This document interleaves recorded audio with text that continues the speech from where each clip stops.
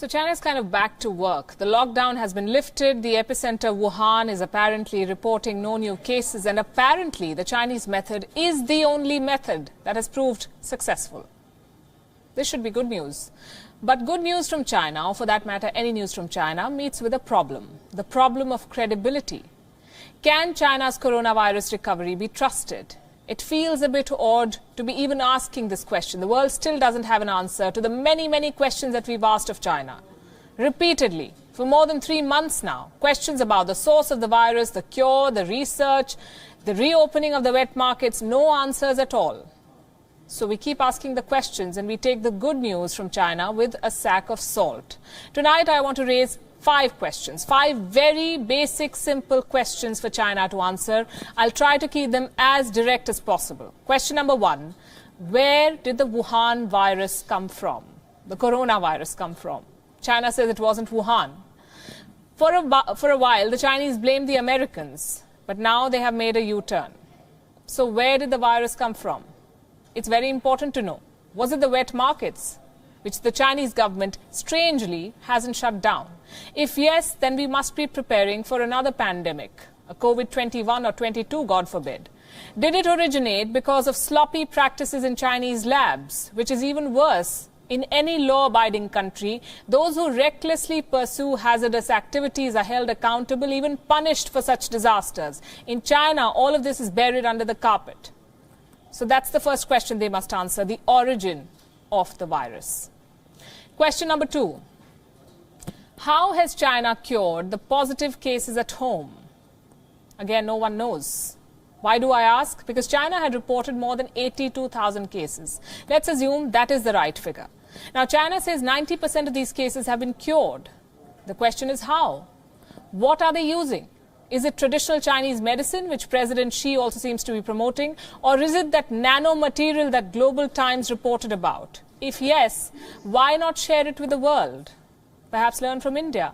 Hydroxychloroquine is not even a proven cure. It's a potential cure. And India has exported 14 million tablets of it. It is gifting paracetamol to neighbors and many life-saving drugs to nations in peril. What has China done?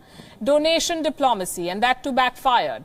China exported faulty masks and test kits. If China had cured tens of thousands of people, it claims it has, it should tell the world how and spare us the test kits. Question number 3. Where does research stand in China? I ask because China is very quick in slamming anything that anyone else proposes. Hydroxychloroquine is ineffective, said China. But it has offered no alternatives. It should, because it had a clear head start. It had the first samples, which it destroyed or hid.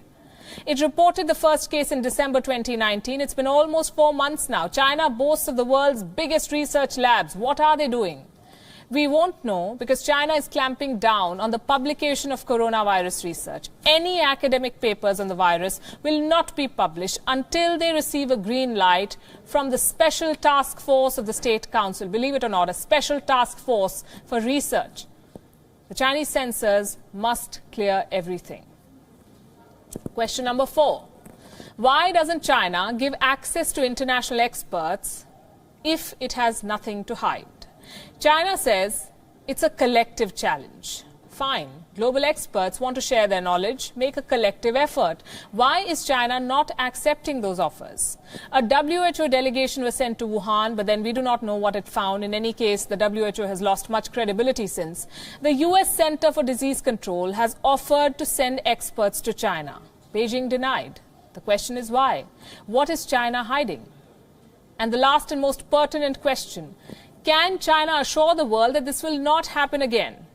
Will China shut its wet markets? After all, knowing how a pandemic started is key to stopping the next one. And China's wet markets have been the birthplace of many diseases. There have been warnings, scientific warnings. But these markets have gone back to selling exotic meat. From deer to minks to foxes, bats and pangolins, they're all back on the plate. What assurance, if any, can China give the world? Instead of answering the questions, though, China holds a light show to celebrate and divert attention. Well, we will not be blinded by these lights. The questions will continue. It is important to hold China accountable and make China pay.